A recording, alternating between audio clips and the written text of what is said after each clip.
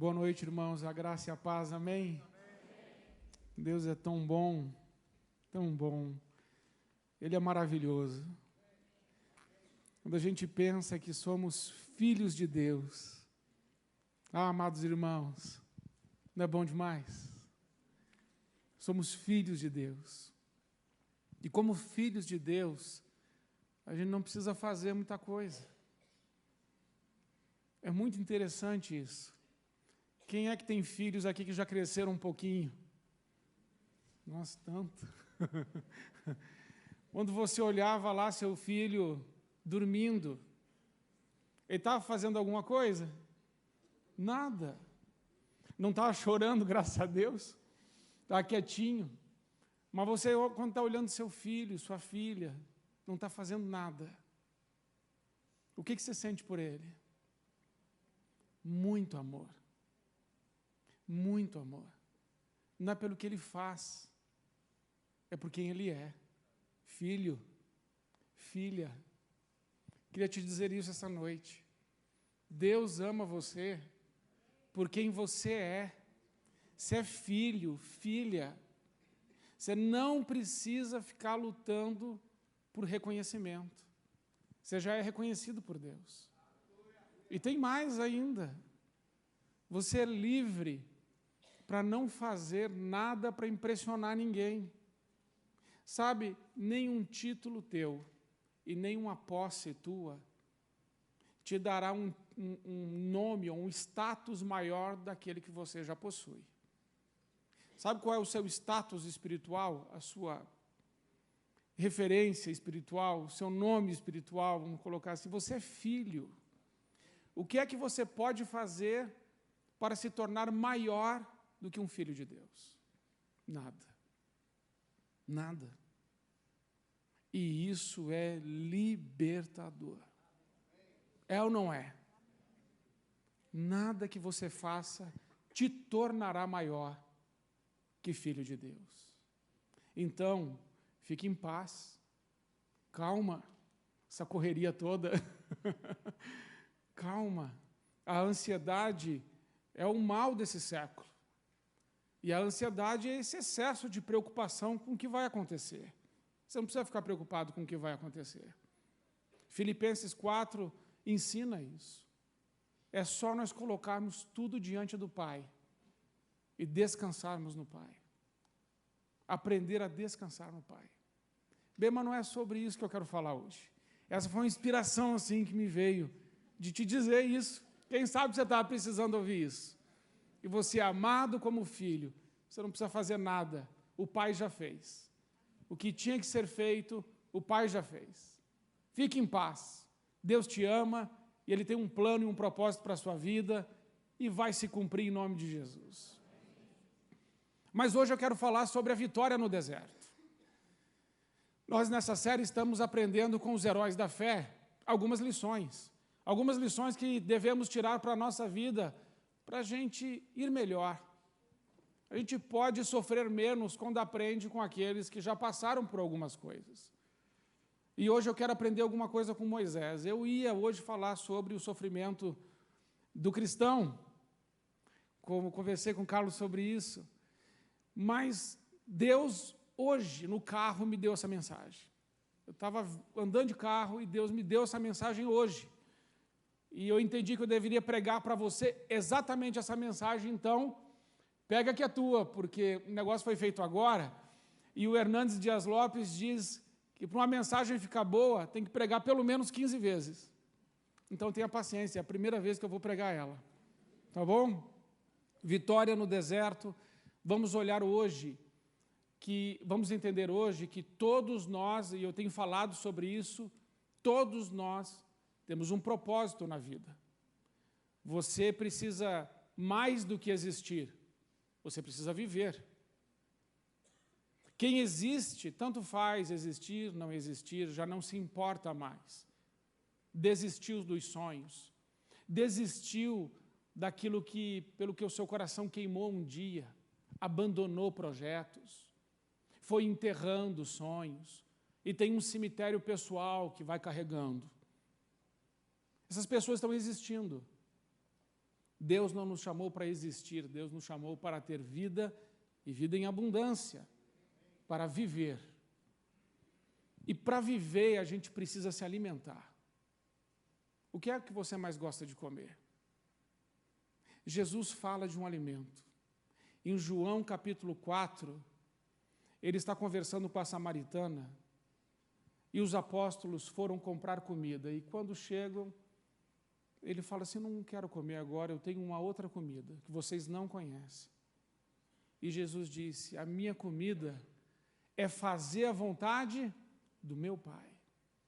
Jesus se alimentava do propósito de Deus para a vida dele. E nessa noite nós vamos ver que entre o propósito e a realização do propósito, muitas vezes tem um deserto no meio. Por isso essa mensagem se chama Vitória no Deserto. Entre o propósito e você discernir e entender o propósito e a realização dele, no meio, muitas vezes tem um deserto. Vamos ver isso na vida de Moisés, mas também na vida de outros, sobretudo na vida de Moisés, porque a vida de Moisés é mais fácil, está dividido em 3 ciclos de 40 anos, mas nós vamos ver que em outros personagens bíblicos acontece a mesma coisa. Êxodo capítulo 2, versículo 11, em diante, do 11 até o 15.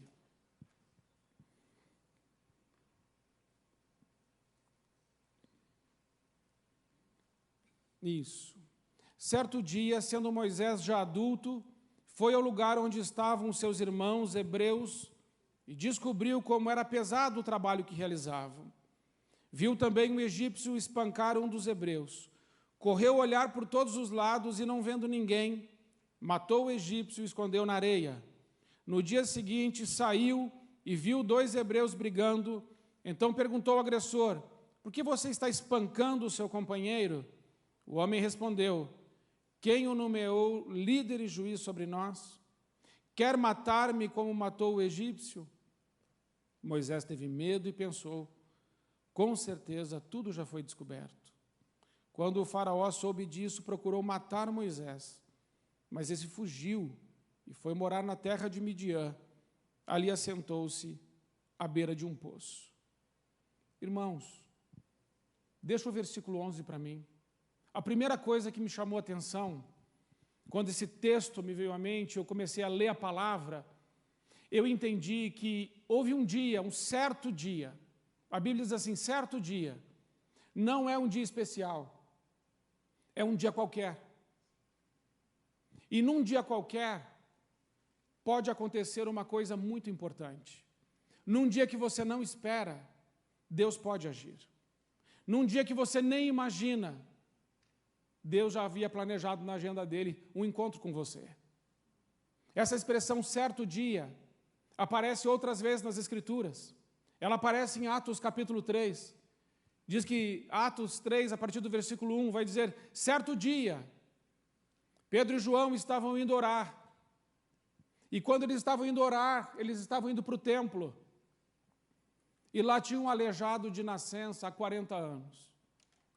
E naquele dia, Deus havia marcado o encontro desses apóstolos com aquele aleijado de nascença que havia há 40 anos já estava lá no pórtico de Salomão. Naquele dia, aquele homem é curado.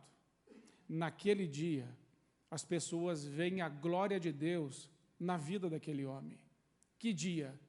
Um certo dia. Um dia qualquer. A Bíblia diz em Lucas 8, 22, certo dia, Jesus disse para os seus discípulos, vamos passar para o outro lado. Certo dia, um dia qualquer, Jesus decidiu que ia para Gadara, para libertar aquele endemoniado gadareno e transformá-lo num missionário naquela terra. Que dia? Certo dia. Um dia qualquer, um dia como qualquer outro. E eu aplico isso na sua vida dizendo a você, um dia desses, Deus vai te visitar. Um dia desses, aquilo que está aprisionando a sua vida, aquilo que está te trazendo dor, aquilo que te traz tristeza, amargura, frustração, decepção, aquele cativeiro, aquilo que aprisiona, aquele motivo pelo qual você tem orado. Um dia desses, Deus vai aparecer, Deus vai agir. Não desanime, não enterre sonhos, não perca a fé.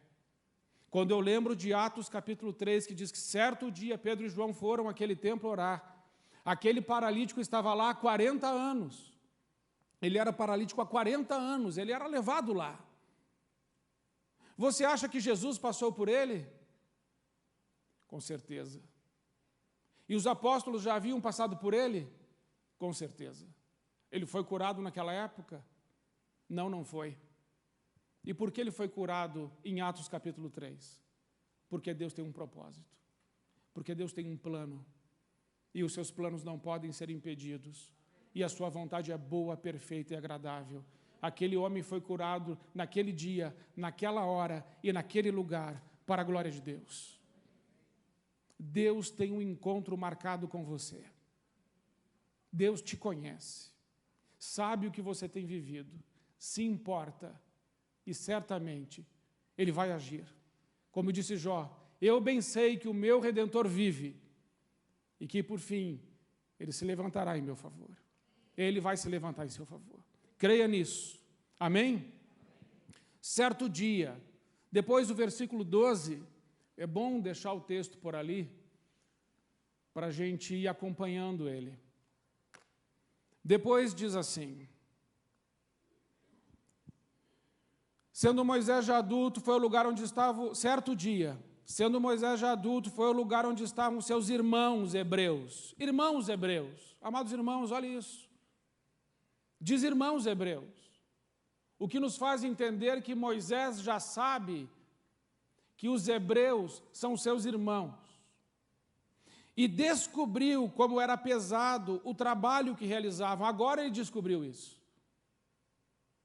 Viu também, olha como é que ele está descobrindo e vendo coisa.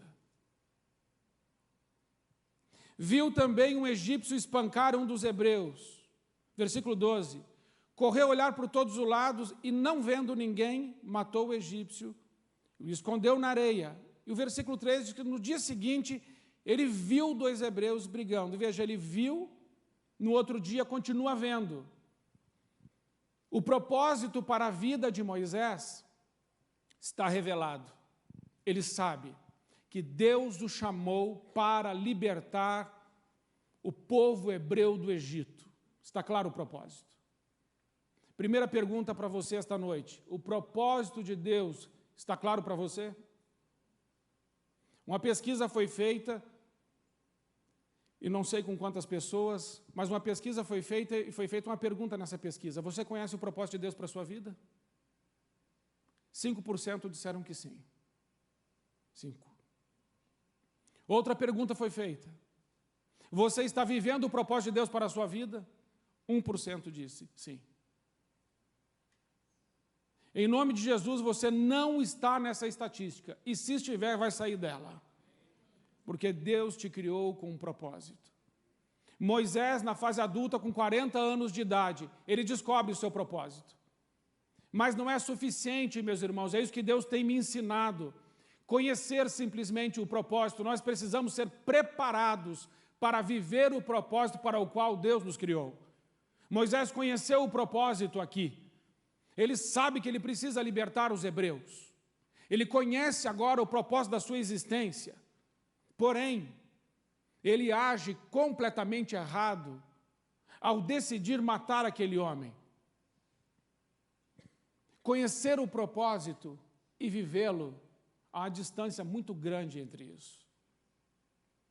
Há uma distância a ser percorrida entre saber o propósito e viver o propósito. E essa distância é percorrida no deserto.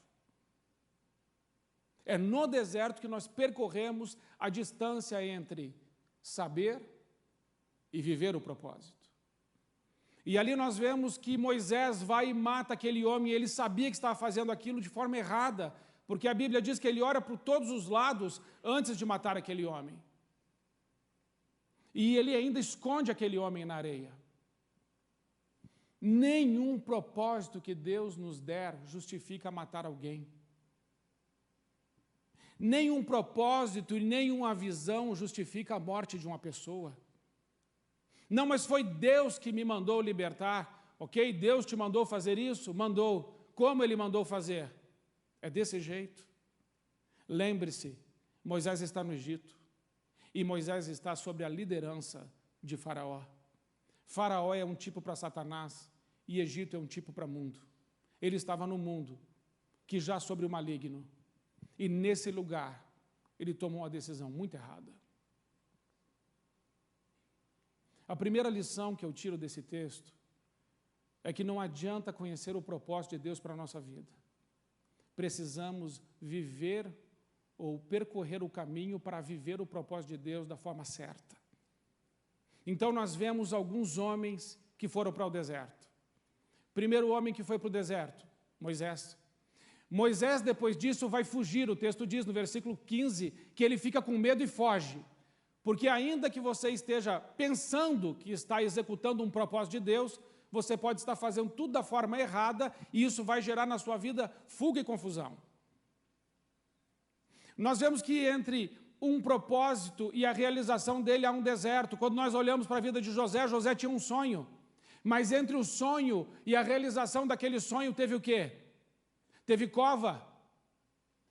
Foi vendido na casa de Potifar. Foi preso. Foi traído pelos seus irmãos. Foi tentado pela Potiféia. Foi esquecido na prisão. Ele teve revelação. Disse a revelação que teve. Os homens esqueceram dele. Ele foi esquecido por todos. Traído, humilhado, abandonado. Esquecido por todos, menos por Deus. Mas esse tempo entre o sonho de José e a realização até onde, quando ele chega como governador do Egito, ele passou pelo quê? Ele passou por um deserto. Jacó, a Bíblia diz que, Deus diz que o maior servirá ao menor. Entre Jacó e Esaú já tinha uma palavra que Esaú serviria a Jacó. Que Jacó seria o maior. Mas entre um propósito de Deus e o cumprimento, Jacó passou 20 anos na casa de Labão. E Labão era mais enganador do que Jacó, ele era doutorado em enganação. E Jacó se lascou na mão de Labão. Mas depois daqueles 20 anos, Deus se encontra com ele. E ele vai começar a viver o propósito, por quê? Porque ele foi purificado no deserto. No deserto ele foi trabalhado no caráter. No deserto ele foi moído na sua carne. O deserto tem algumas coisas bem interessantes, mas não é só com esses homens. Veja o próprio Jesus. Jesus não veio à terra para cumprir um propósito? E depois que Jesus é batizado, quem imediatamente o leva para o deserto? O Espírito Santo. Ele ouve no capítulo 3, tu és o meu filho amado, e em seguida vai para o deserto. Deus diz assim, você é meu filho amado, agora vai para o deserto. E no deserto é jejum e oração. É no deserto que ele se prepara para iniciar o propósito. Então eu quero que você entenda que deserto não é coisa ruim, que deserto que Deus manda é coisa boa, que quando Deus para a nossa vida, não é necessariamente ruim o que está acontecendo. Porque quando a disciplina de Deus vem, no momento ela parece ruim, mas depois você vai ver que aquelas varadas, aqueles açoites, aquele tempo de deserto vai produzir em você um caráter semelhante ao caráter de Cristo. Sem deserto não há transformação. Sem deserto não há purificação. Sem deserto não há fortalecimento na nossa estrutura para suportar o que ainda virá pela frente. Por que você acha que João Batista foi o maior homem que já nasceu sobre a terra? O maior homem nascido de mulher. Porque João Batista foi um homem que viveu o tempo todo onde? No deserto. E porque ele viveu o tempo todo no deserto, ele foi capaz de dizer, é necessário que ele cresça e eu diminua. Isso não é tão simples. Não é tão simples. E aí nós vamos aprender que no deserto acontecem coisas que só podem acontecer lá. E aí eu quero te mostrar algumas coisas que acontecem no deserto. Por favor, coloca para mim Êxodo capítulo 3, versículo 2. Primeira coisa que acontece no deserto. Ali o anjo do Senhor lhe apareceu numa chama de fogo, que saía do meio de uma sarça. Amados irmãos, Moisés viu algum milagre no Egito? Não, ele não viu nenhum milagre no Egito. Ele não viu nenhum milagre enquanto ele estava no mundo que jaz no maligno. Deus o tira do Egito e leva ele para o deserto. Deus tira ele da autoridade de Faraó e coloca ele sobre a autoridade de Jetro, aquele pastor. Moisés não era o homem mais manso da terra em Êxodo 2, não se engane. Moisés era um homem bravo. Moisés matou aquele homem. Ele não era o homem mais manso da terra em Êxodo 2. Mas depois de passar 40 anos no seminário de Jetro, ele começou a ficar. Porque Deus trocou a referência de autoridade do mundo para um sacerdote, Jetro, do Egito para o deserto. E no deserto, Moisés vê o milagre de Deus, a sarça ardente. É no deserto que nós vamos ver Deus agindo em nosso favor, Deus se apresentando a nós. É no deserto aonde nós vamos ter os olhos abertos para começar a enxergar algumas coisas que não enxergávamos antes. Quer ver como isso é verdade? Quando a doença chega na nossa vida e quando nós estamos diante da morte, as nossas prioridades são as mesmas? As suas prioridades são as mesmas diante da morte? As suas prioridades diante da morte se invertem. O que antes era importante, tinha importância, agora não tem importância nenhuma. E agora passa a ser importantíssimo aquilo que você não dava quase nenhum valor. Porque diante da morte, o que você quer? Quem você quer ver? Você quer ver aquelas pessoas que você muitas vezes negligenciou o tempo para elas. Tem filhos que estão brigados com seus pais e só vão desejar vê-los quando estiverem no deserto. Tem irmãos que estão brigados com irmãos, mas só terão os olhos abertos para ver os outros quando estiverem no deserto. Tem irmãos e irmãs que não oram direito, mas se chegar uma doença que é para a morte, pensa num irmão e numa irmã que ora. Pensa. Não faz oração em pé, não. Faz de joelhos. E não faz com os olhos secos. Faz chorando. Por quê? Porque a morte chegou. A morte está na porta. E aí quem é que se torna importante? Em primeiro lugar, Deus. Pastor, onde tem vigília? Eu quero ir em todos os cultos que tem na cidade. Participar de todas as ceias. Mas você não era assim. Por que ficou? O deserto chegou na minha vida. Moisés precisou de 40 anos de deserto para ser purificado de 40 anos de Egito. E aqui tem uma coisa muito tênue. Quando nós vamos lendo o Êxodo 3, nós vamos vendo que Deus vai começar a dialogar com Moisés, só que Moisés não quer mais ir para o Egito. Antes ele queria ser o libertador, mas agora, é interessante observar, ele não quer mais ir.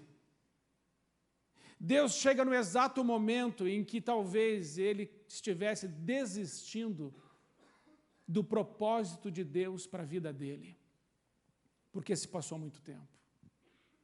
E Deus veio e interviu naquela hora, e eu penso que Deus insistiu com Moisés, porque ama Moisés. Não porque ele precise de Moisés, porque Deus, se quiser, faz Moisés em série. Mas ele ama. E ele começa a resgatar aquele homem. Preciso te dizer, Deus tem um propósito para a sua vida. E talvez chegou um momento na sua história que você tenha dito assim, não, já não é mais.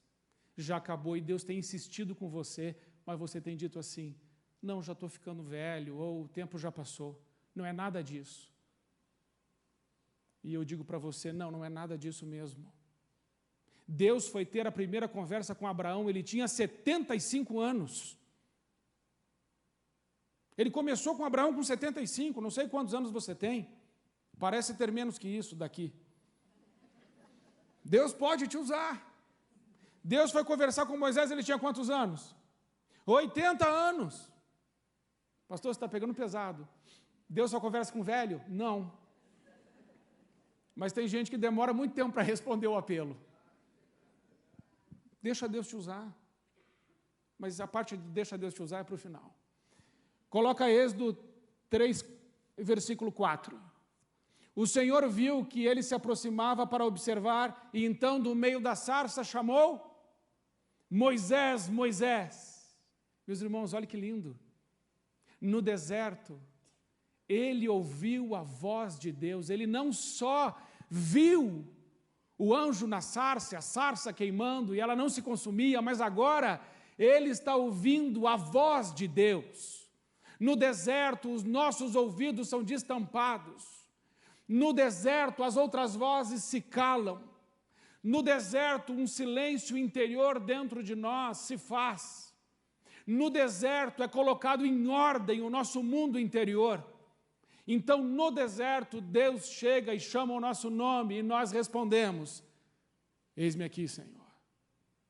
Eis-me aqui. O que você tem respondido a Deus? Eu tenho certeza que Ele tem chamado o teu nome. O que você tem respondido a Ele? Peça a Deus um deserto, se você não tem ouvido a sua voz. Peça a Deus um deserto. Senhor, me dê um deserto. Porque esse tipo de deserto não é para matar ninguém. Esse tipo de deserto é para alinhar a sua vida com a vida de Deus. Meus irmãos, hoje nós estamos vivendo um evangelho muito de mimimi. Nós estamos vivendo um evangelho de prosperidade, aonde nós vamos diante de Deus e falamos para Deus tudo o que nós queremos e fazemos lista. Tem gente que faz lista de tudo que quer para ir ticando. Gente, isso não tem nada a ver com vida com Deus. Me desculpe. Se você faz essa lista, pelo amor de Deus, rasgue ela e diga para Deus: Senhor, faz o Senhor a lista e eu vou te obedecer. Não é, meus irmãos? Estou falando assim com carinho.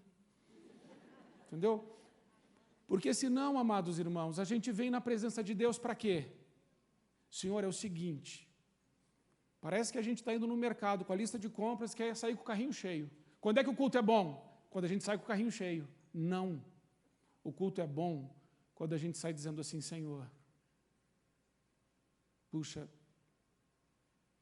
será que eu estou vivendo o que o Senhor quer? Então o Senhor disse: Moisés, Moisés, e ele diz: eis-me aqui, respondeu ele. Agora o versículo 6. Disse ainda: eu sou o Deus do seu pai, o Deus de Abraão, o Deus de Isaque, o Deus de Jacó. Amados irmãos, o que é isso? Deus está se revelando, Ele está dizendo quem Ele é. É no deserto que Deus diz para nós quem Ele é. E no deserto no teu deserto Deus vai aparecer para você, Ele vai falar com você sobre quem Ele é, sobre a fidelidade dEle na vida da sua família. Ele vai trazer à sua memória o que Ele já fez por você, como Ele te ama, como Ele está junto com você todos os dias, como Ele deseja derramar sobre você uma paz que excede todo entendimento, como Ele deseja encher você do Espírito Santo, para que através de você sinais e maravilhas da parte dEle aconteçam para a glória de Jesus, como Ele deseja te dar sabedoria, inteligência, entendimento, revelação, palavra de conhecimento para a glória dEle, como Ele deseja que você seja um testemunha, um mártir, alguém que está disposto a morrer por Ele a qualquer hora, em qualquer lugar, porque a sua vida não é mais sua, a sua vida já pertence a Ele, e você já não escolhe mais, mas Ele escolhe. Como é bom o que o deserto faz em nós. Como é ruim o que o mundo faz em nós. Meus irmãos, o mundo não nos ajuda a seguir Jesus. Tem muita coisa do mundo entrando na igreja, mas o evangelho verdadeiro significa morrer por Cristo. Porque nós sabemos muito bem, João 3,16. João 3,16, o que diz lá? Porque Deus de tal maneira que lhe deu o seu Filho unigênito. Para quem? Para que todo aquele que nele crê não pereça, mas tenha. E 1 João 3,16, o que diz?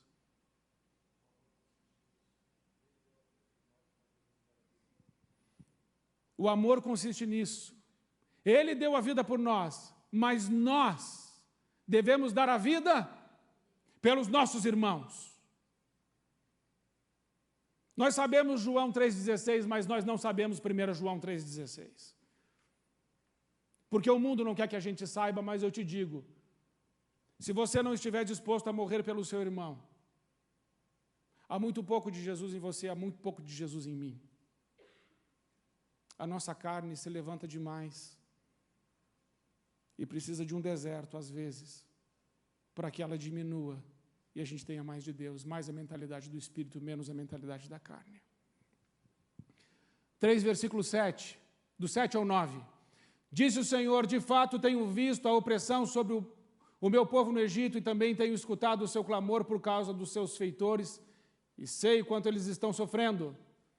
Por isso desci para livrá-lo das mãos dos egípcios e tirá-los daqui para uma terra boa e vasta, onde manam leite e mel, a terra dos cananeus, dos hititas, dos amoreus, dos ferezeus, dos heveus e dos jebuseus. Pois agora o clamor dos israelitas chegou a mim, e eu tenho visto como os egípcios os oprimem. O que é isso? O que aconteceu do versículo 7 ao versículo 9? O que Deus está fazendo com ele? Amados irmãos, o que está acontecendo agora é ainda mais profundo. Deus está dividindo o que está no coração dele com Moisés. Deus está dividindo os planos dele com Moisés. Deus está dizendo para Moisés o que ele pretende fazer. Deus está abrindo o coração dele com Moisés.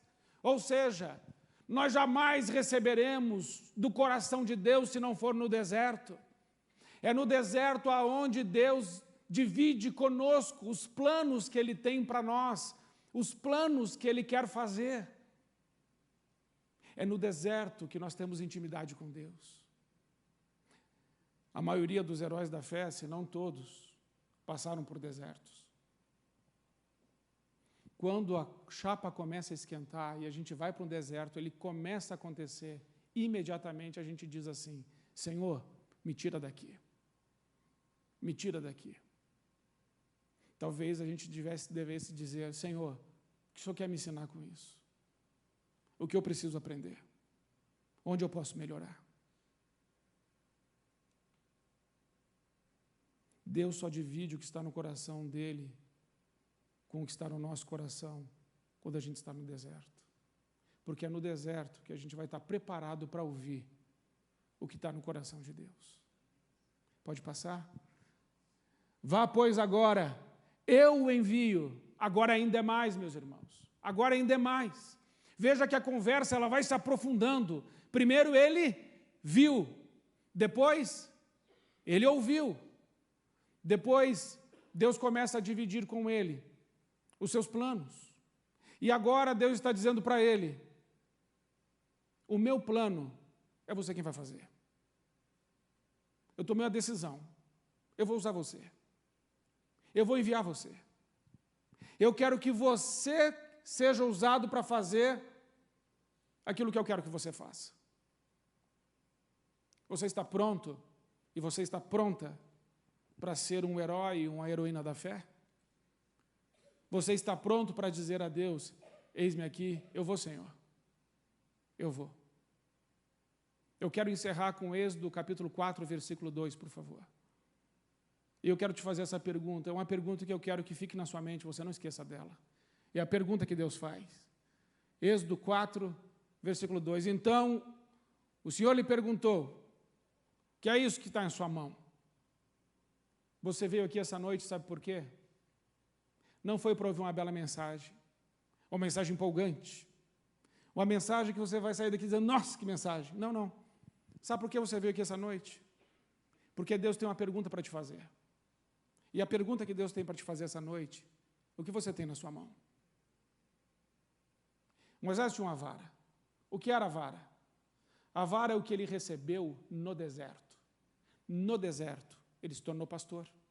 O pastor tem aquela vara. Aquela vara fala sobre a autoridade dele. No deserto, ele recebeu aquela vara que fala sobre a identidade. Ele é pastor. A autoridade, ele pastoreia ovelhas. E sobre a sua influência. E você, Deus te deu coisas. Quem é você? O que Deus colocou nas suas mãos? Como você está usando a sua identidade, a sua autoridade, a sua influência, a sua inteligência e os seus recursos para a glória de Deus?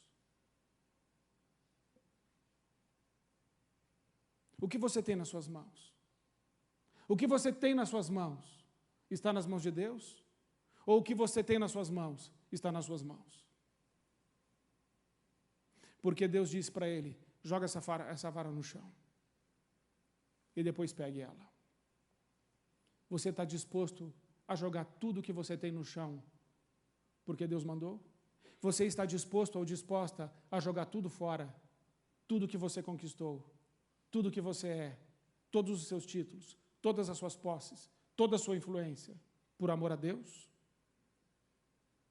E se ele dissesse a você, jogue tudo fora, eu quero você sem nada disso. Aliás, foi o que ele fez com Moisés. Quando Moisés foi para aquele deserto, ele não era mais príncipe. Ele não tinha mais títulos. Ele não tinha mais posses. Ele não tinha mais status. Ele não tinha mais nada. Ele se tornou um cuidador de ovelhas do seu sogro. Aos olhos do mundo, um Zé Ninguém. Aos olhos de Deus, um homem que pode ser usado. O que você tem nas suas mãos? Baixe sua cabeça e faça uma oração. Quero orar junto com você. Antes de eu fazer o apelo, quero que você reflita sobre isso. O que Deus colocou no meu coração, no estudo sobre os heróis da fé, que eu venho trazendo, e a gente viu os mártires da igreja, e a gente está estudando a história deles, mas Deus me incomodou hoje. A história dos mártires, ela serve simplesmente para mostrar que homens e mulheres decidiram abrir mão de tudo para fazer a vontade de Deus. Eles abriram mão de tudo. Só que a gente não pode ficar só olhando para a história deles e ficarmos admirados com a história deles. Deus precisa de uma igreja hoje. Deus precisa de pessoas hoje que estejam dispostas a dar as suas vidas para Ele, para a glória dEle, para o louvor dEle, para o engrandecimento do nome dEle agora, no dia de hoje. E alguns de nós não conseguimos nem nos aproximar da nossa família, e não conseguimos nem unir a nossa casa. Como iremos ser enviados se nós não conseguimos fazer o mínimo? Por isso, hoje, o que Deus está falando com você é: comece a fazer alguma coisa. Abra a sua boca, deixe de ser tímido e tímida e comece a anunciar o Evangelho onde você estiver. O que Deus está dizendo essa noite, o que você tem? O que você tem precisa estar nas mãos de Deus. O que você tem precisa ser para a glória de Deus. Porque Deus nessa noite pode estar dizendo para você: eu vou enviar você. É você que vai fazer. Não há glamour nisso. Não há nenhum glamour no Evangelho. O Evangelho, ao contrário, ele é sangrento e ensanguentado. O Evangelho é um lugar de morte da nossa carne e de vida para Deus. E eu quero que você pense bem. Os sites que você tem acessado. Pense bem sobre as coisas que você tem dito. As escolhas que você tem feito. Pense bem. Como elas glorificam a Deus. A forma como você busca a Deus hoje. De que forma é? É como eu posso te servir, Senhor? Ou como eu posso ser servido? Seja agora muito sincero com Deus e pergunte para Ele: Senhor, como que o Senhor quer me usar? Como que o Senhor pode me usar?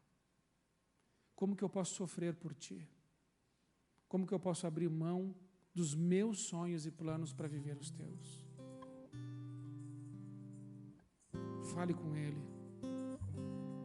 Pergunte para Ele: Senhor, eu estou vivendo o propósito para o qual fui criado? É isso mesmo?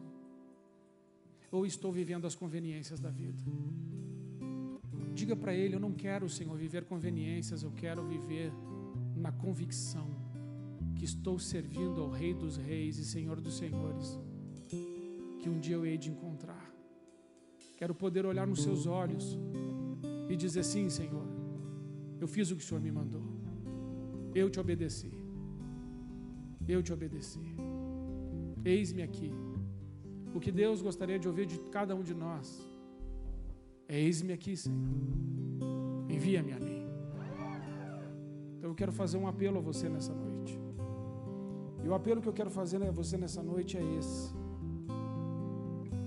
Eu penso que você pode ser usado por Deus de uma forma tremenda onde você está, para levar o Evangelho da graça, para levar esperança, para orar pelas pessoas que estão doentes no teu trabalho, para você romper com esses limites que te prendem, para você começar a ser boca de Deus, o Espírito Santo poder te pegar de uma forma que as suas palavras não serão suas, elas serão inspiradas pelo Espírito Santo, e de repente você vai ver a glória de Deus se manifestando naquele lugar, e coisas tremendas acontecendo, e você vai entender: eu estou vivendo o propósito para o qual Deus me criou, porque Deus disse: pelos frutos os conhecereis. A minha vida precisa frutificar, a minha vida precisa dar muito fruto, e esse fruto precisa permanecer. Então as primeiras pessoas que eu quero chamar ao altar hoje são as pessoas que precisam de trazer a reconciliação para dentro da sua própria casa. Irmãos e pais que precisam se unir, pedir perdão, liberar perdão, e Deus tem te dado condições de fazer isso, mas até hoje você protelou. Mas hoje Deus te chamou aqui para dizer assim: eu quero que você faça isso. Reconcilia com a tua família, junta a tua casa, abra a tua boca e eu a encherei, diz o Senhor. Então eu quero que você que entendeu isso, que é para a sua família que Deus quer te usar, deixe o seu lugar e venha aqui até o altar orar, e coloque a vida dessas pessoas. E se é você, de repente é você, precisa pedir perdão, não importa.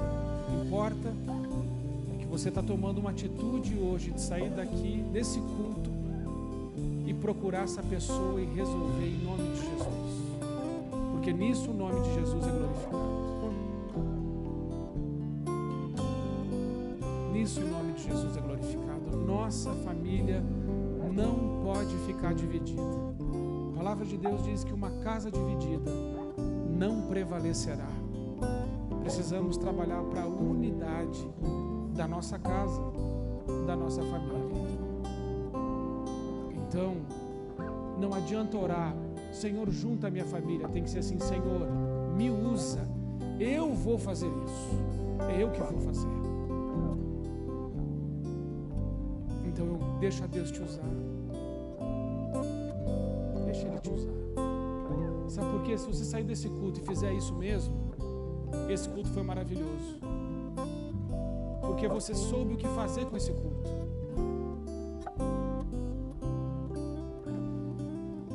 Outro apelo que eu quero fazer é você que está no seu trabalho, e no seu trabalho você tem sido você, e você é uma bênção, mas você sabe que Deus pode te usar lá, mas você tem segurado um pouco, ficado talvez um pouco tímido, e tem dito: depois eu faço isso, uma outra hora, quem sabe. Eu quero fazer um desafio a você hoje. Lá no seu trabalho precisam de pessoas que falem que existe uma esperança. Trabalho é lugar de estresse, de competição, às vezes um lugar tão difícil, mas você pode ser um oásis de Deus naquele lugar. Você que quer fazer a diferença lá no seu trabalho, deixa o seu lugar e venha até aqui em nome de Jesus. E o meu desafio é que você vai tomar uma atitude lá. Então é um apelo difícil nesse sentido, porque não é só fazer uma oração, é tomar uma atitude, uma decisão de fazer a diferença naquele lugar.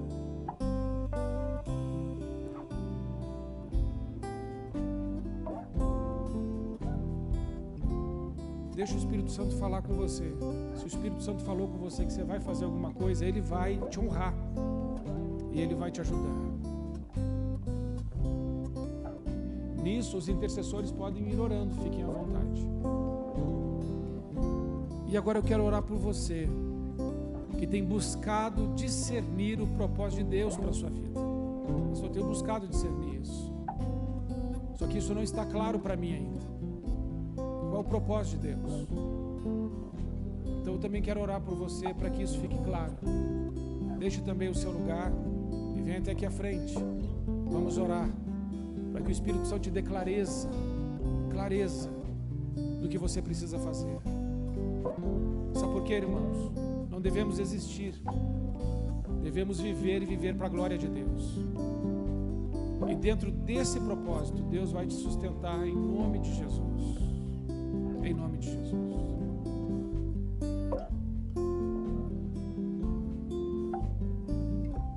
E o último, pastor, eu conheço o propósito de Deus para a minha vida, mas tenho tido dificuldade em viver esse propósito.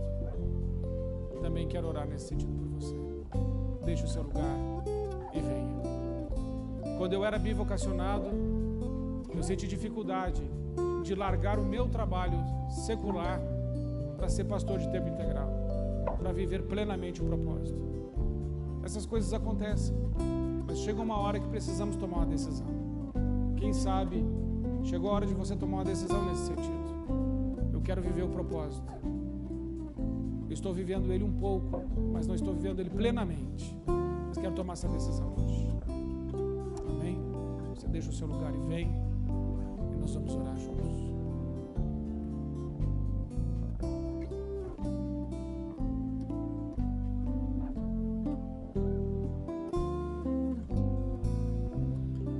Tempo para você mesmo orar.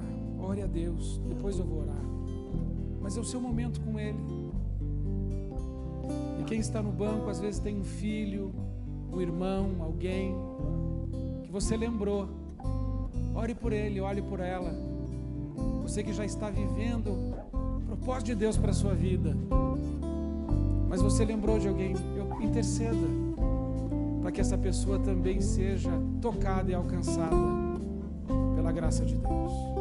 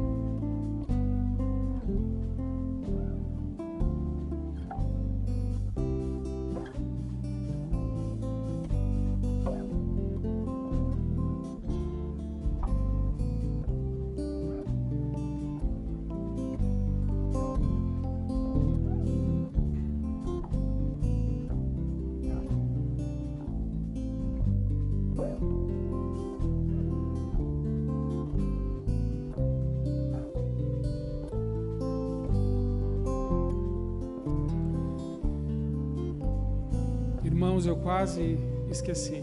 Acho que foi o Espírito Santo que me lembrou agora. Você que está vivendo um deserto. Pastor, eu estou neste deserto, você pregou.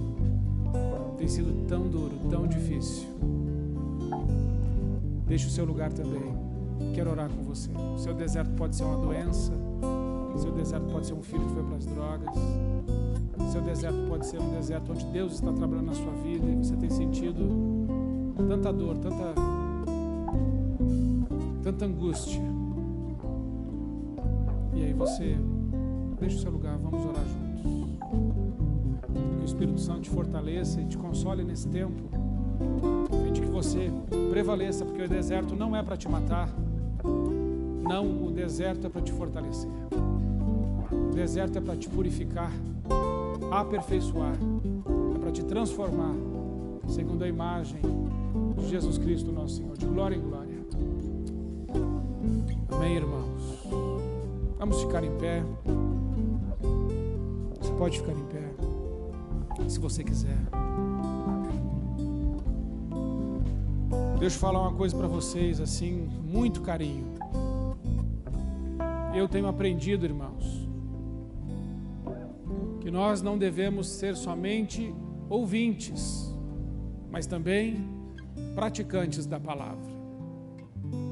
E quando a gente fala de propósito e realização de um propósito e um deserto no meio, muitas vezes é o deserto que vai nos impulsionar a isso. Nem sempre precisa ser assim. Mas eu preciso dizer uma coisa a você. Você existe para a glória de Deus. Você é templo do Espírito Santo. Você tem uma casa, você tem uma família.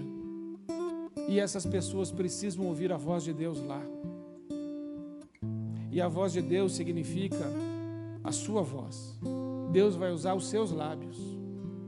Deus, quando viu a aflição do povo, Ele desceu e viu, mas Ele enviou um homem, Moisés. E este homem, nos seus últimos 40 anos, quando fica naquele deserto com aquele povo, ele só suportou aquele último deserto, por causa desse outro anterior. Louve a Deus pelas dores que você passou. Louve a Deus pelas dificuldades que você passou. Porque as suas dificuldades e as dores que você passou tornaram você uma pessoa hoje muito mais forte, muito mais madura, com uma estrutura muito mais rígida, para poder suportar os solavancos dessa vida e glorificar ainda a Deus. Mas Deus tem um plano para a igreja e nós não podemos nos calar. Amados irmãos, nós precisamos fazer alguma coisa. Tudo o que é pregado aqui, talvez você já saiba. Sabe qual é o desafio nosso? Pôr em prática. Esse é o nosso desafio. Por isso eu quero desafiar você a colocar em prática tudo o que você sabe. Mas coloque em prática mesmo. Gente, mesmo. Para valer. Viver o Evangelho para valer. Sabe por quê? Se vivermos o Evangelho para valer, não tem como Jesus não entrar nessa briga. E não tem como os sinais não nos acompanharem, porque a Bíblia diz que os sinais acompanharão aqueles que creem. E eu sei que você crê. Eu gostaria que você voltasse na outra sexta com alguma história para contar aqui para Deus. Eu fiz, Senhor. Eu falei, Senhor. Eu abri mão. Eu ofereci outra face. Eu me humilhei. Porque os humilhados, eles serão exaltados. Eu recuei. Porque o maduro precisa recuar. Alguém precisa recuar para que a reconciliação aconteça. Senhor, eu fiz a minha parte. Tinha uma pessoa doente. Eu não liguei para ninguém. Eu fui lá. Eu orei. Eu profetizei o milagre. E uma hora dessa, um sai andando. E aí eu quero ver a sua cara.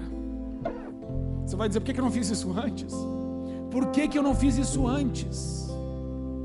Por que eu não falei antes? Porque eu não deixei Deus me usar mais. Eu queria que vocês saíssem daqui hoje como se vocês tivessem recebido uma notícia que cada um de vocês fosse morrer assim logo. Eu estou falando sério, só que é de brincadeira. Ninguém vai morrer, vocês vão ficar tudo vivo. Mas o que eu estou querendo dizer é, se você tivesse recebido uma notícia que você ia morrer no final do mês que vem, o que você faria? Para ser um herói da fé, a gente tem que entender que a gente já morreu. Então eu quero que você tome atitudes de uma pessoa que recebeu a notícia que vai morrer. Suas prioridades se invertem. Suas escolhas serão outras. Esse é o meu desafio para você nesse culto. Saia-se daqui desafiado a viver uma vida durante essa semana, até a sexta que vem, de como alguém que tivesse recebido uma notícia que não vai mais viver, que coisas que você deixou para trás, que coisas que você está protelando, que coisas você está racionalizando, justificando na sua mente, que coisas que você tem negligenciado, sido passivo e até omisso. Chegou a hora de romper. Chegou a hora de você dizer: Deus vai usar a minha vida e essa situação vai mudar em nome de Jesus. E se essa situação não mudar, eu mudei. Não vou me calar diante de tudo que tenho visto e de tudo que tenho ouvido. Que Deus te dê essa força. Que o Espírito Santo te ilumine, te dê sabedoria. Porque o meu sonho nessa pregação é que Cristo seja visto em cada um de vocês. E a Bíblia diz isso: Cristo em vós, a esperança da glória. Amém? Coloque suas mãos assim. Pai, em nome de Jesus, muito obrigado pela tua santa palavra. Obrigado pela presença e direção do teu Espírito Santo. Senhor, nessa noite nós queremos te dizer que nós já cansamos de ouvir. Nós queremos praticar, Senhor. Nós já cansamos de ver situações se repetindo. Nós queremos ser usados para interromper ciclos de destruição e trazer um ciclo de vida, de uma vida realizada. Senhor, nós estamos aqui, nós somos só pó, mas o teu Espírito em nós pode fazer grandes coisas. E eu creio que o Senhor fará com cada um que está aqui. Senhor, nós mesmos, na nossa carne, somos tímidos, mas no teu Espírito nós somos ousados e corajosos.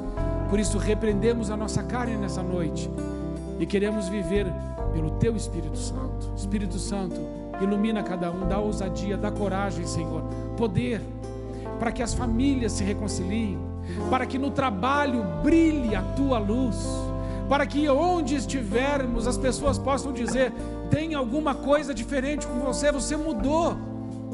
E a gente possa dizer: é Jesus, é Ele que está fazendo isso. Ele tem transformado as minhas escolhas, a minha vida, e eu já não sou mais eu, mas Cristo vive em mim. Senhor, ajuda-nos a ser essa igreja viva, fora dessas paredes. Senhor, que as pessoas saiam daqui e algumas já liguem para outras e já comecem agora mesmo um processo irreversível da graça de Deus nas nossas vidas. É a nossa oração, agradecidos, em nome de Jesus. Amém.